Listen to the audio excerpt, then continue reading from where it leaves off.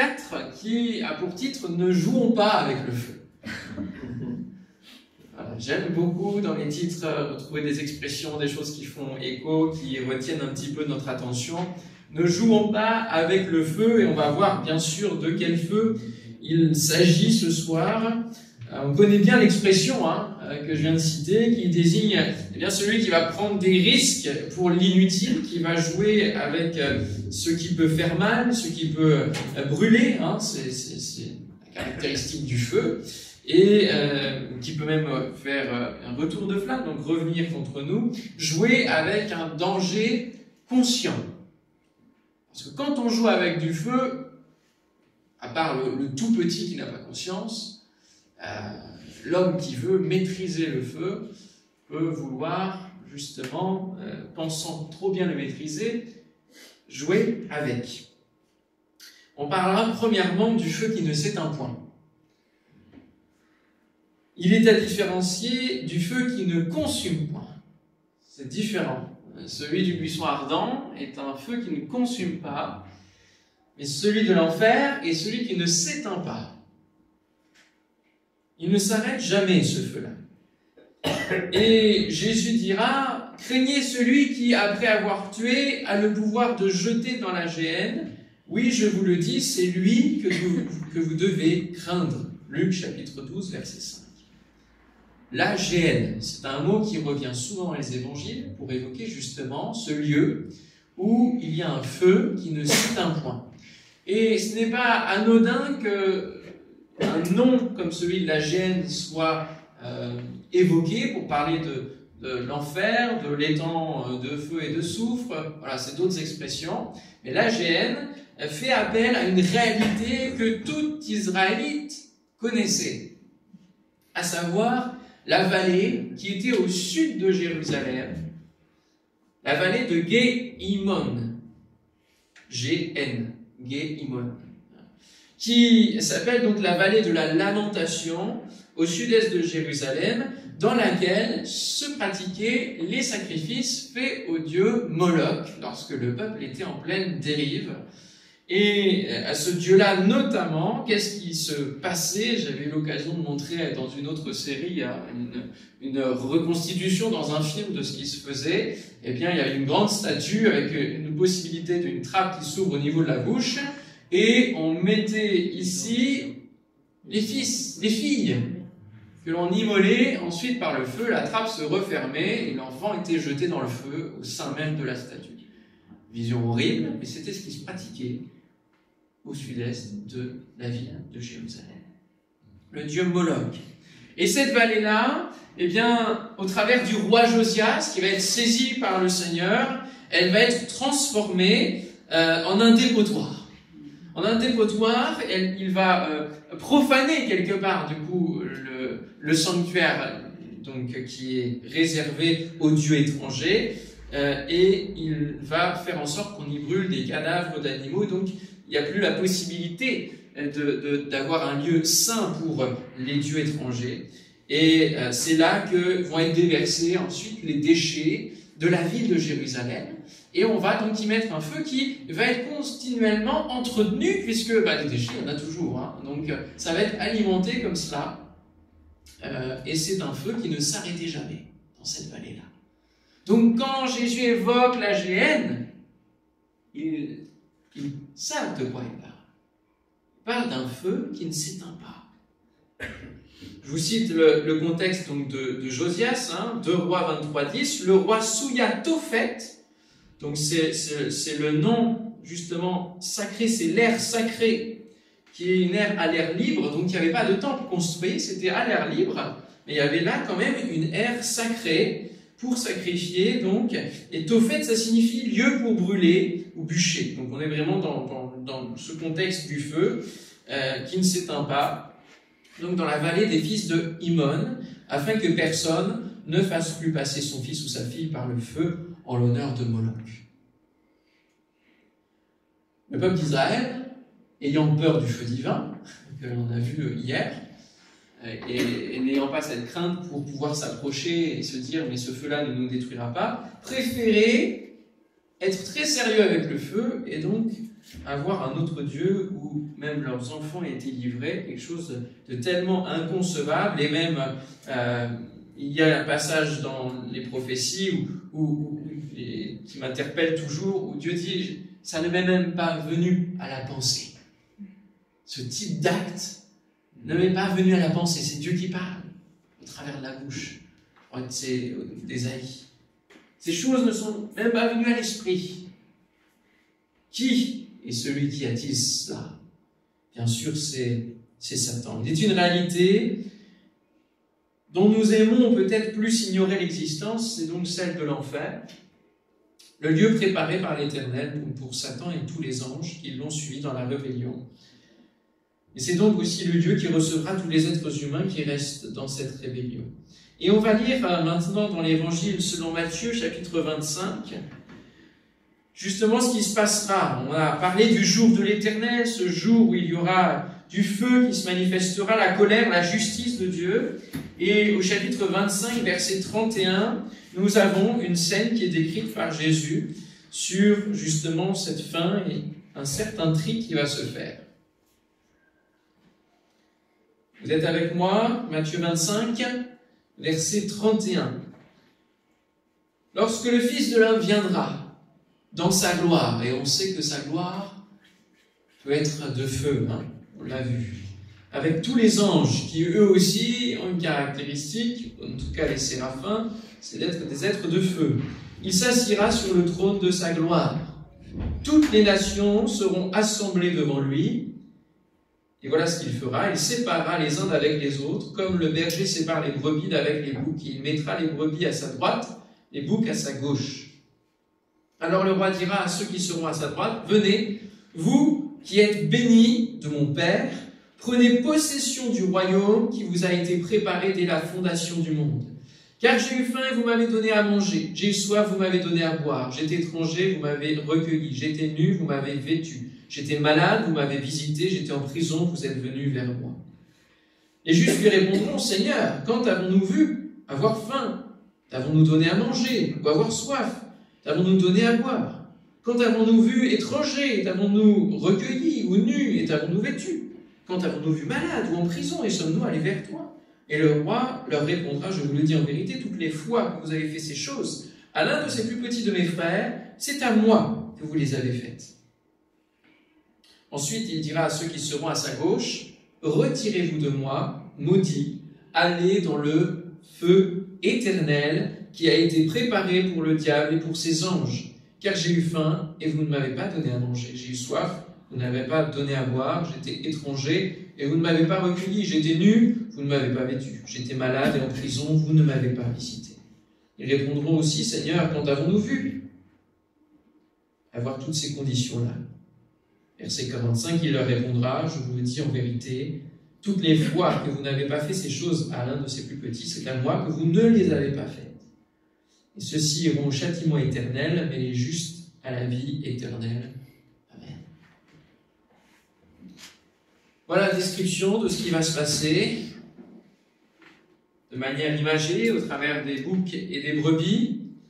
Il dira, « Retirez-vous de moi, maudits, pour les boucs, allez dans le feu éternel qui a été préparé pour le diable et pour ses anges. » Alors, êtes-vous un bouc? Encore? Ou est-ce que vous êtes devenu une brebis? Est-ce que vous avez dévissé vos cornes?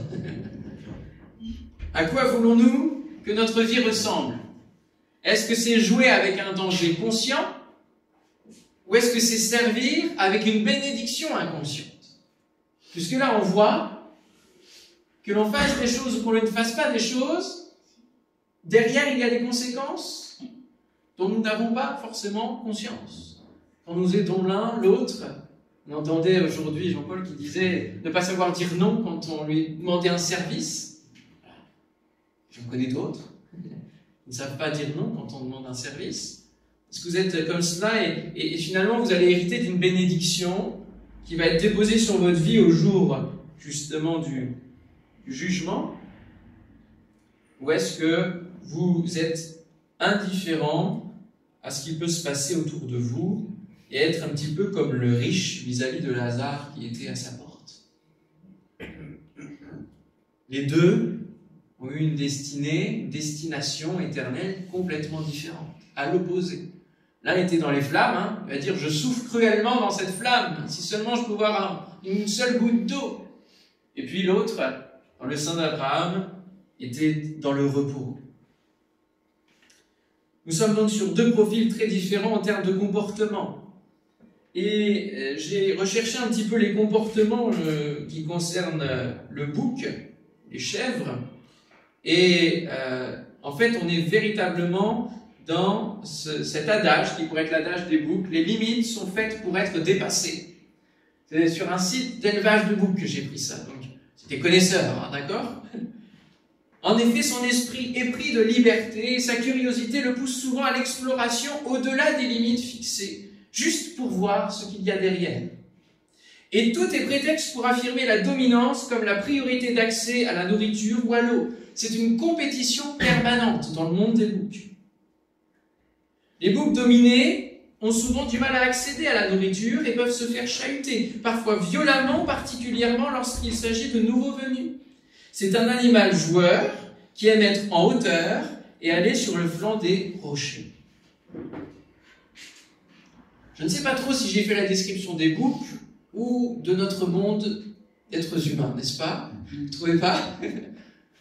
La recherche de la hauteur, la compétition permanente, le fait de repousser les autres qui sont des nouveaux venus et moi j'ai ma place et c'est bon.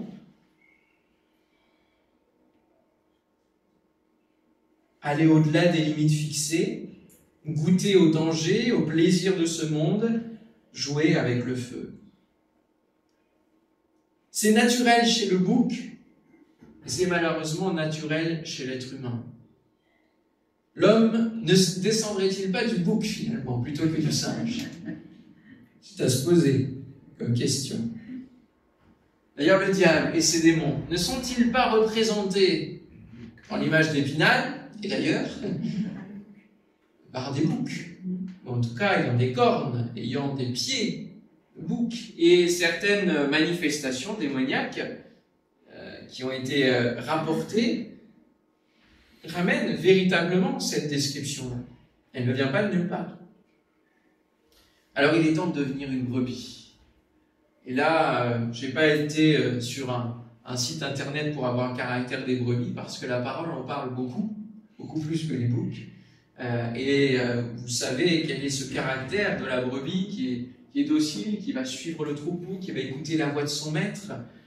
Une attitude complètement différente. Peut-être beaucoup plus dépendante, oui, c'est vrai. C'est vrai.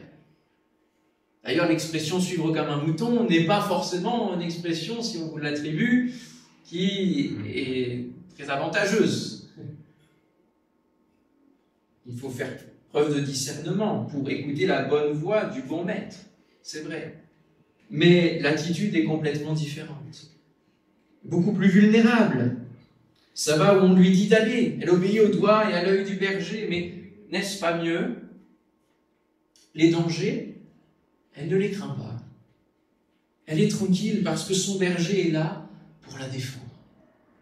Sa nourriture, elle ne s'en inquiète pas. Elle sait que son berger va la conduire où il faut. En fonction de qui vous êtes, la destination ne sera pas la même. Et parfois, nous pouvons être marqués à vie en jouant avec le feu. C'est mon deuxième point. Combien d'accidents liés à des enfants qui n'ont pas été surveillés, jouant avec du feu, se produisent chaque année?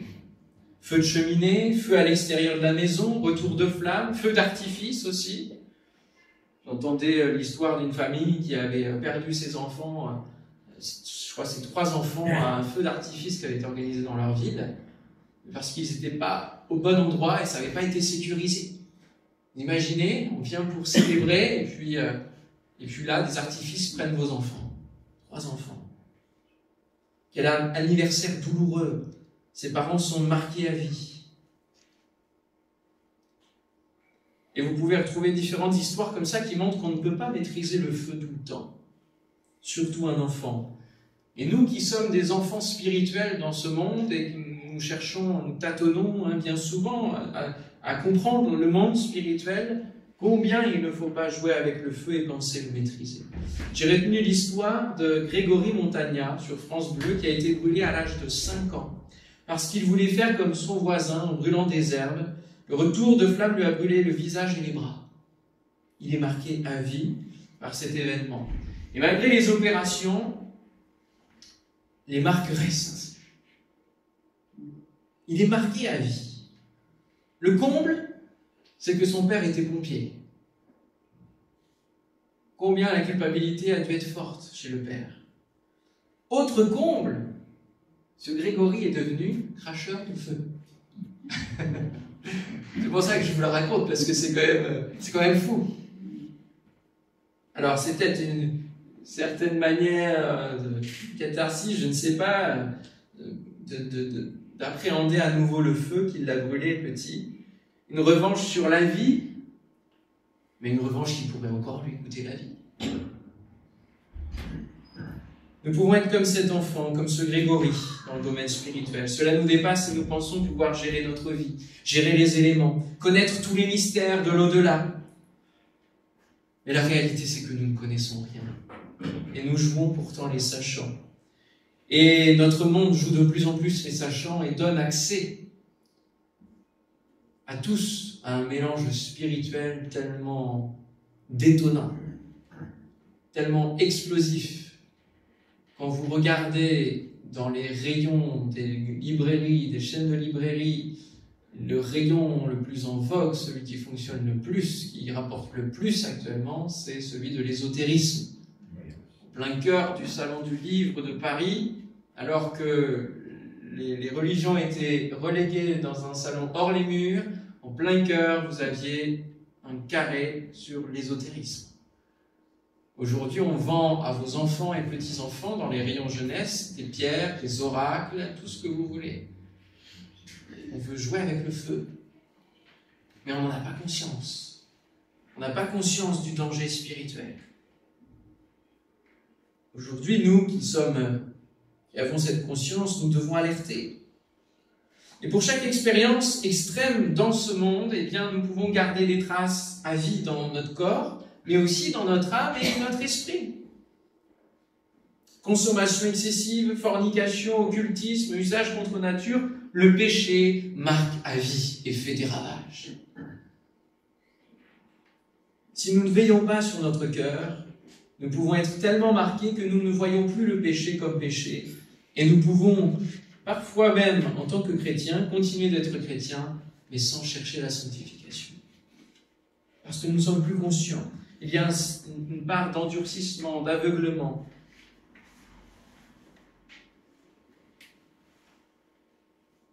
Et c'est ce qui va produire un type de comportement que le Saint-Esprit annonce dans 1 Timothée, chapitre 4. Si vous voulez lire avec moi dans 1 Timothée, chapitre 4, et ça parle des derniers jours où ces choses vont s'intensifier et nous y sommes. Il ne faut pas se dire que ça va venir, nous y sommes. Et ça s'intensifie comme les contractions de plus en plus fréquentes avant un accouchement, et l'accouchement, ce sera le jour de l'Éternel.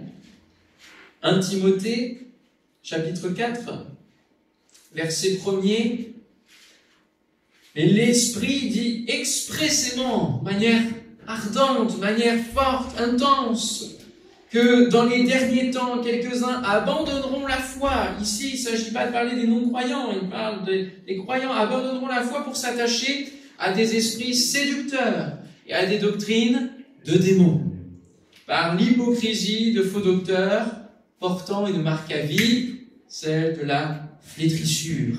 Et ici, quand on voit l'origine grecque, ça veut dire marqué au fer rouge, stigmatisé, marqué dans sa conscience.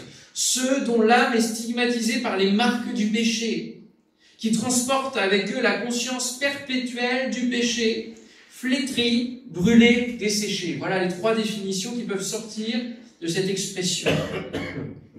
Portant la marque de la flétrissure dans leur propre conscience, prescrivant de ne pas se marier et de s'abstenir d'aliments que Dieu a créés pour qu'ils soient pris avec action de grâce par ceux qui sont fidèles et qui ont connu la vérité.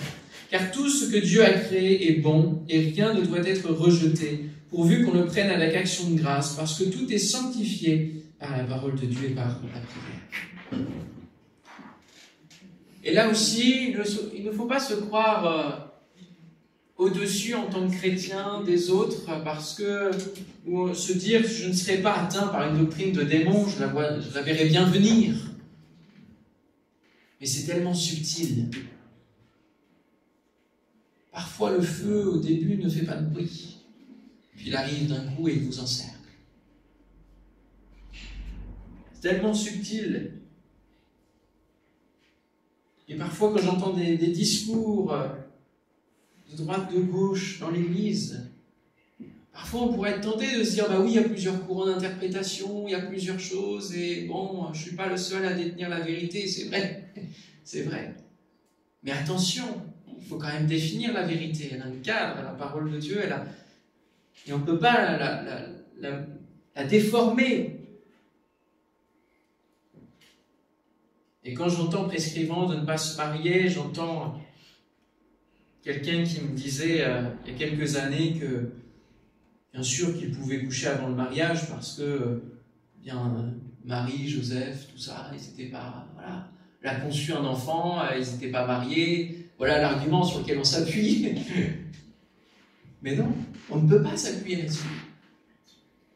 Mais parfois, il y a des convictions qui se forgent sur la base de versets qui pourraient parfois nous dire, tiens, pourquoi pas? Mais attention, justement, attention, regardez la marque de la flétrissure.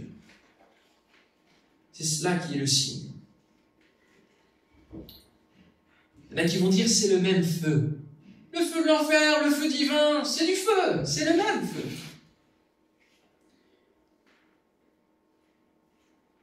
Nous savons que Dieu est aussi feu, alors s'approcher de Dieu, c'est aussi jouer avec le feu.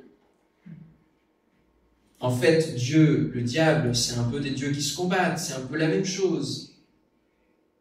Et puis si on pêche, on peut être pardonné, Dieu est amour. Alors voilà le type de parole que l'on peut entendre de la part aussi de nos croyants, ou de croyants qui veulent justifier une habitude de péché.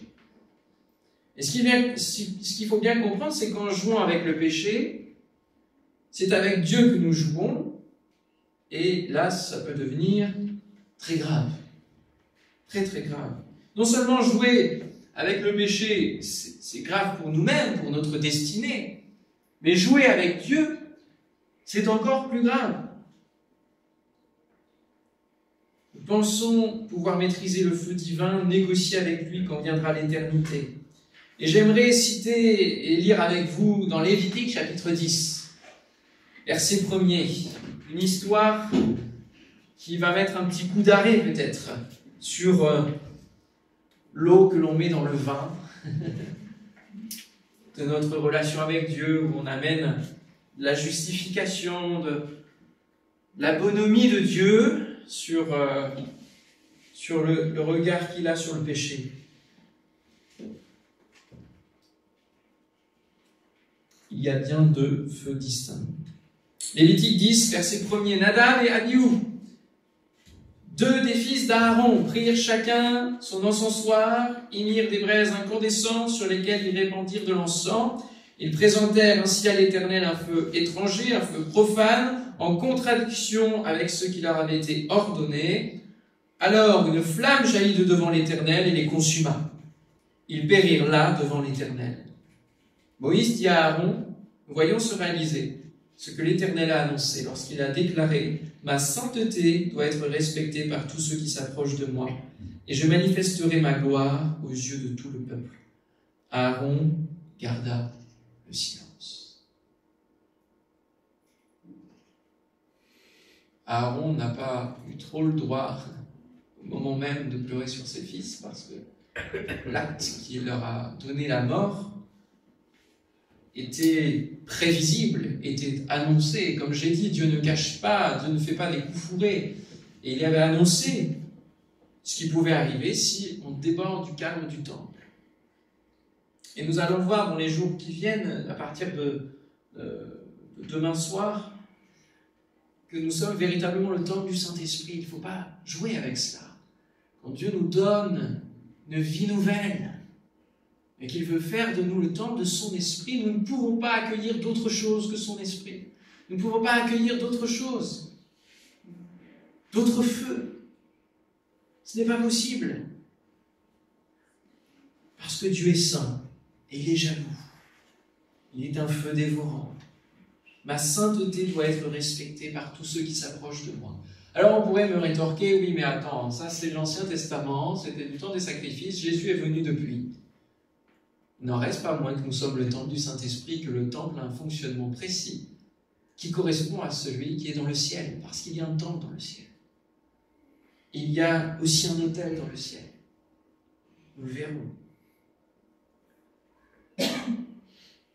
Le feu n'est pas un jeu, et on le voit bien ici. Ils prennent un feu étranger, et c'est une flamme qui les tue. On pourrait dire que c'est le même feu, mais non. La flamme de l'Éternel. Le feu n'est pas un jeu, c'est une personne, et on ne joue pas avec Dieu. On ne récupère pas un feu étranger. Aujourd'hui, beaucoup de pays allument des feux de la colère. Ils sont en colère. Nous avons, surtout dans notre pays, des gens qui sont en colère, profondément en colère, contre beaucoup de choses, contre la société, contre les injustices. La colère est là. Mais si nous ne remettons pas à Dieu la colère qui est en nous, c'est sa colère qui prime. Et nous avons besoin de ne pas apporter ce feu de notre colère, de notre rébellion, de le garder en nous, mais de le remettre entre les mains du Seigneur, pour que ce soit lui qui fasse justice. Il a dit « à moi la vengeance, à moi la rétribution ».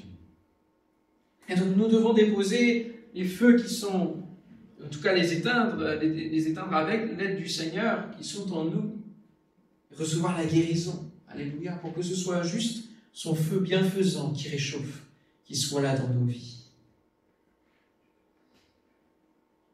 Il fait cesser les combats jusqu'aux confins de la terre. L'arc, il l'a brisé et il a rompu la lance. Il a consumé au feu tous les chars de guerre. Arrêtez, dit-il, reconnaissez-moi pour Dieu. Je triomphe des nations, je triomphe sur la terre. Et même si actuellement Satan est le prince de ce monde, et que l'on pourrait dire c'est lui qui gère le feu, Dieu est bien au-dessus. Et il nous dit d'arrêter. D'arrêter de jouer. Un peu ça, hein. On pourrait rajouter. Arrêtez. Arrêtez ce que vous faites. Et sachez que je suis Dieu. Reconnaissez-moi pour Dieu. 2 feux seront donc dans 2 endroits distincts, c'est ma conclusion. Aujourd'hui, nous avons des illusions que les 2 feux sont les mêmes, qu'ils peuvent se mêler, mais lorsque viendra le temps de se retrouver devant l'Éternel, il y aura séparation. Le feu de la géhenne qui ne s'éteint point, et le feu divin qui ne brûle point, qui ne consume point. Ils seront bien séparés. Et je l'ai évoqué, mais je l'ai noté ici, hein, dans le séjour des morts, il leva les yeux et tandis qu'il était en proie au tourment, il vit de loin Abraham et Lazare dans son sein. Il s'écria, « Père Abraham, aie pitié de moi et envoie Lazare pour qu'il trempe le bout de son doigt dans l'eau et me rafraîchisse la langue, car je souffre cruellement dans cette flamme. » Abraham répondit, « Mon enfant, souviens-toi que tu as reçu tes biens pendant ta vie, que Lazare a reçu les maux pendant la sienne. Maintenant il est ici consolé et toi tu souffres. D'ailleurs, il y a entre nous et vous un grand abîme, afin que ceux qui voudraient passer d'ici vers vous ou de là vers nous ne puissent le faire. » On pourrait entendre parfois aussi que même quand le Seigneur reviendra, il y aura une possibilité d'un autre salut, d'un second salut, que tout ne sera pas perdu. Et on voit bien ici que les choses sont séparées. Il y a un grand abîme. On ne peut pas aller de l'un à l'autre. C'est impossible. Alors soyons sérieux et ne jouons pas avec le feu. Ça marche? Amen. Mais approchons-nous de lui avec assurance, afin d'obtenir grâce, afin d'obtenir justement cette relation bienfaisante. Et puis servons-le avec joie, servons-le avec zèle, avec feu, avec le bon feu. Faisons du bien autour de nous. même aux plus petits. Ayons l'attitude de la brebis pour recevoir ensuite cette parole. Viens et bon, viens mon fidèle serviteur, entre dans la joie de ton maître. Alléluia, et reçois les récompenses.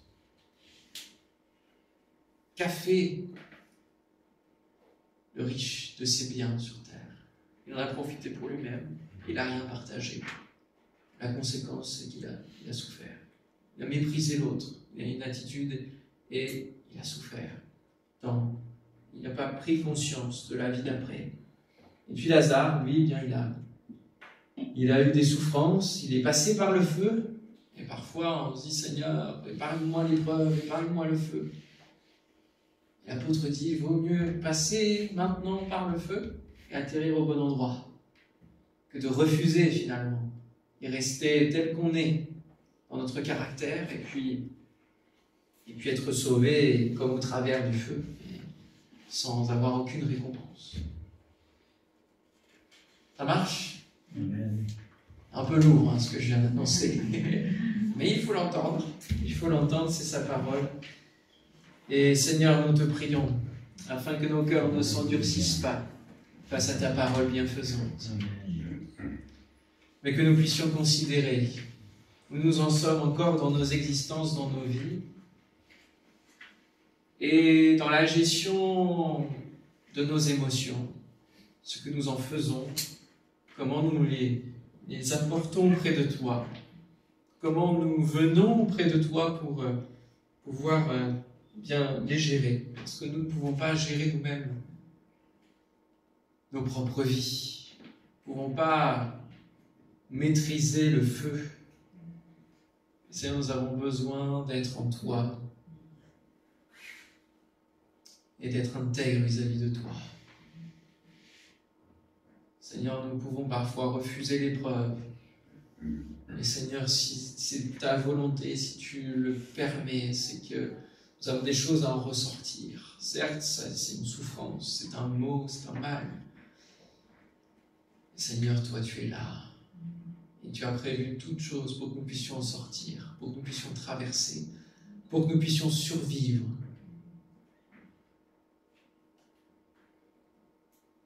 Merci Seigneur, pour ton feu qui ne consume pas nos vies. Et merci parce que tu nous as ouvert la voie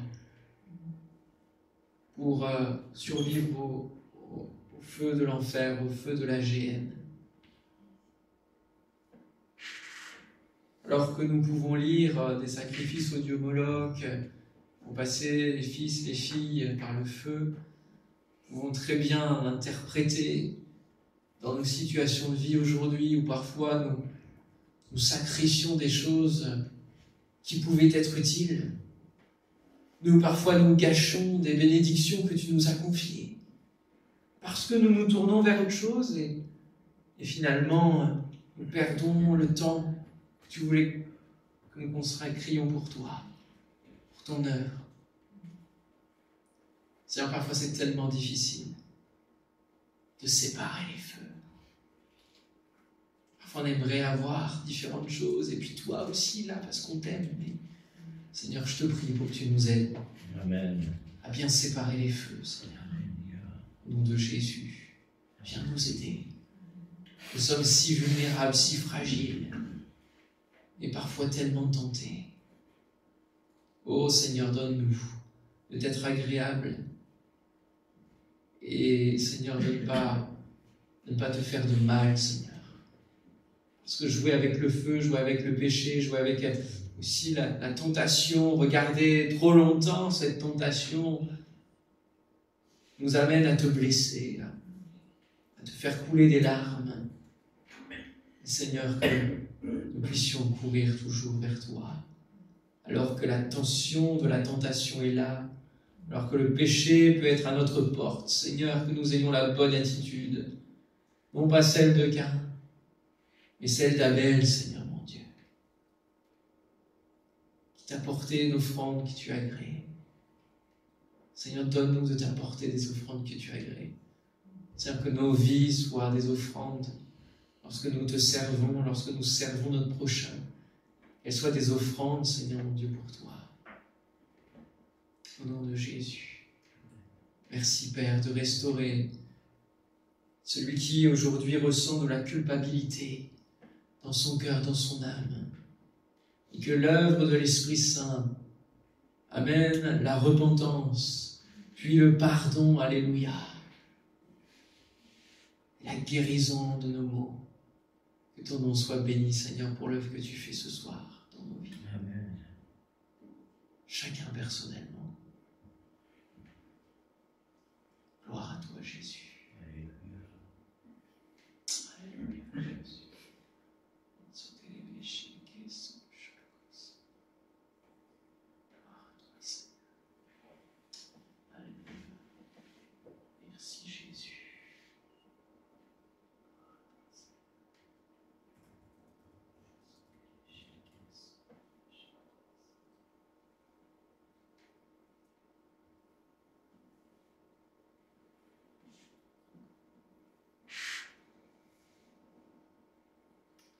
Prendre ce chant, ça fait longtemps que je ne l'ai pas entendu, je ne l'ai pas chanté.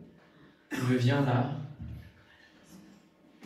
La croix, la grâce coule comme un fleuve constamment. Amen. On a besoin d'entendre ce chant pour nous-mêmes ce soir. De venir encore une fois au pied du Seigneur. Amen. Alléluia. Gloire à toi, Jésus.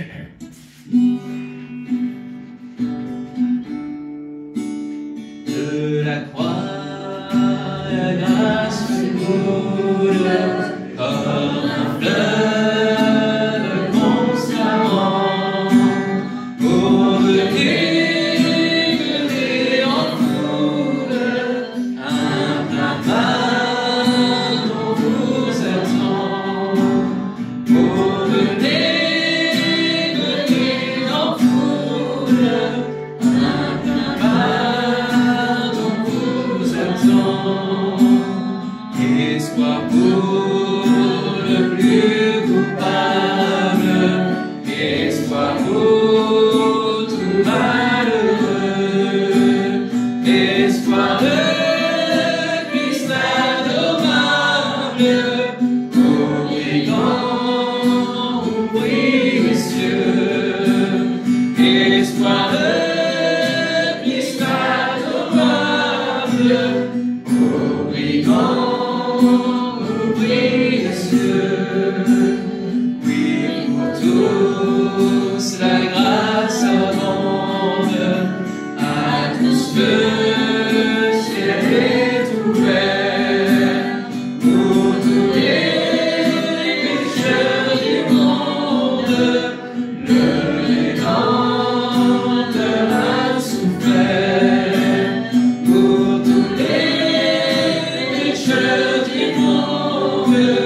Le Rédempteur a souffert, vois sa miséricorde qui dure éternellement. Pour toi la grâce déborde, à cette heure, à ce moment. Pour toi la à cette heure, à ce moment. Il y a peut-être quelqu'un qui ce soir ressent le fait de devoir donner sa vie au Seigneur. Dire, moi je veux donner ma vie à Christ. Je veux revenir auprès du Père à travers de Christ qui a donné sa vie pour moi. Je veux vivre cette grâce débordante maintenant. Si c'est le cas, eh bien lève ta main vers le Seigneur et on va prier. C'est lui qui voit cette main levée. Que tu sois petit, que tu sois grand. C'est peut-être maintenant le rendez-vous que Dieu t'accorde. Tu as rendez-vous avec toi ce soir. Afin que tu puisses véritablement marcher dans ses voies. Lève simplement ta main vers le Seigneur. Seigneur, je te prie pour que tu puisses vraiment souffler sur mes bien-aimés, sur ceux qui ont besoin de toi ce soir. Amen. De manière particulière, qui veulent faire ce pas. Que ton nom soit béni pour ce que tu fais, Seigneur, au travers de la croix. Oui, pour ce fleuve qui coule constamment, de la grâce de Dieu sur nos vies. Nous, pauvres pécheurs, héritiers d'un Père qui est bouc. Seigneur, tu veux faire de nous une brebis. Alléluia. Faire de nous quelqu'un de merveilleux entre tes mains. Merci, Seigneur, de transformer les cœurs ce soir. Alléluia. D'agir en profondeur par ton esprit. Amen. C'est toi qui fais l'œuvre. Alléluia. Amen. C'est ta parole qui s'imprime dans le cœur. Oui. C'est un moment important, solennel. Tu donnes rendez-vous.